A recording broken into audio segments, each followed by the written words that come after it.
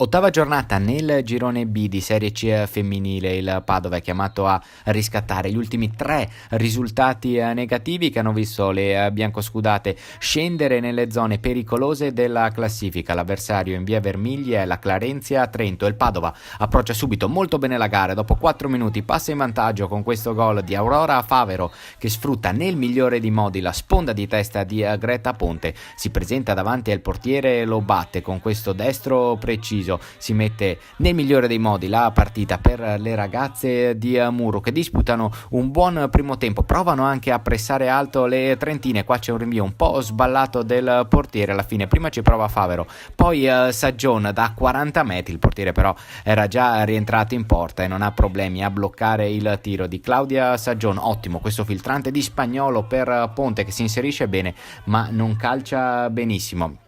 Il Trento si fa vedere solamente al 19° minuto, è molto pericoloso con questo tiro di Tonelli che Orlando devia in corner, ma proprio sul corner successivo c'è il pareggio del Trento con il colpo di testa di Torresani che riesce a prendere il pallone, indirizzarlo all'angolino e così è tutto da rifare per le biancoscudate che accusano un po' il colpo. Si arriva al 26° minuto e c'è questa azione insistita del Trento, non riesce a liberare bene la difesa biancoscudata e così è bravissima Orlandi ad opporsi a questo tiro dalla distanza di Tonelli, ma ancora il Trento nel finale di primo tempo che riesce a recuperare questo pallone al limite dell'area biancoscudata e poi c'è questo tiro bellissimo che si insacca sotto la traversa da parte di Varrone, così il Trento completa la rimonta al 40° minuto del primo tempo. Rivediamo il destro precisissimo, un gran gol di Varrone, 2-1 per la Clarenzia Trento. Nel secondo tempo il Padova tenta il tutto per tutto, già dopo 3 minuti va alla conclusione con Fabruccio, il suo destro però è alto.